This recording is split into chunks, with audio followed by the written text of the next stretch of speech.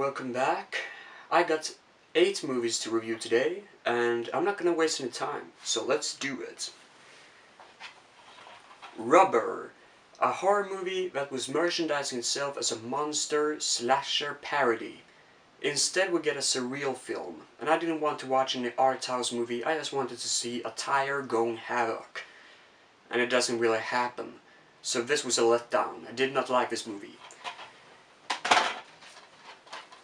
Patrick, an Australian horror film about a coma patient who discovers that he gets supernatural powers to communicate with people with his mind.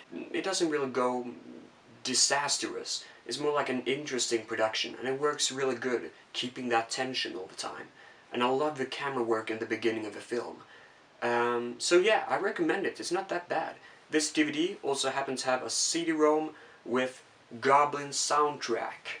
Yes, alternative Goblin soundtrack. How awesome is that? Mary and Max.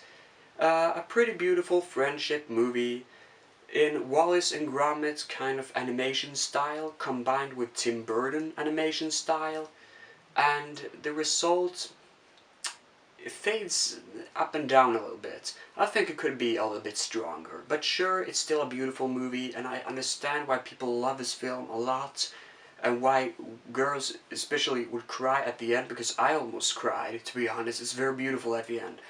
Beautiful and sad. Yeah, I mean, it's just a beautiful movie, but I think it's too simple, and I wanted it to be a little bit more complex to be down my lane. Plus, I'm not a big fan of Tim Burton. There, I said it. Possession, starring Sam Neill and some other woman I never heard of. My friends really wanted me to check out this movie, and to be honest, I wasn't a big fan of it. Very weird, way too weird for my comprehension. Way too much screaming as well, and dialogue that I just didn't feel like getting into my skull. It was way too much talking, and I don't know. I expected this movie to be weird, I did, but this was just too fucked up. I got like 30% of a movie that I actually understood and was able to get a feeling from. I wasn't a big fan of this film. Vitra, also known as Wither, which is a Swedish horror movie about a couple of kids in a cabin, and guess what? A zombie appears, and people get bitten and transform to zombies, and everybody who survives has to fight. Sounds like I hate this movie, but I don't. I loved it. It's just that the plot is pretty similar to any other horror movie out there. But the gore effects and the entertainment is so awesome. I mean, I really love this movie. It's taking itself so seriously, and it dares to do so too. I mean, it's not one of those movies that fail because of it. No, I actually like this movie. This was good. We're the Millers. A normal comedy with a lot of curse words and Jennifer Aniston cursing like fuck and stripping.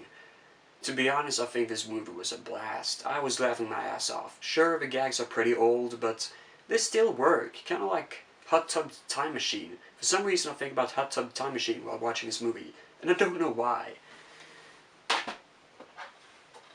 Turkish Delight. This is a Dutch movie directed by Paul Verhoeven, far before RoboCop and Total Recall, and also starring Rutger Hauer. It's one of the Dutch's folks' most expensive movie ever. Or not expensive, what I'm talking about, the most successful movie ever, that's right. There was plenty of people in my home country watching this movie, and Jesus, it really, really worked.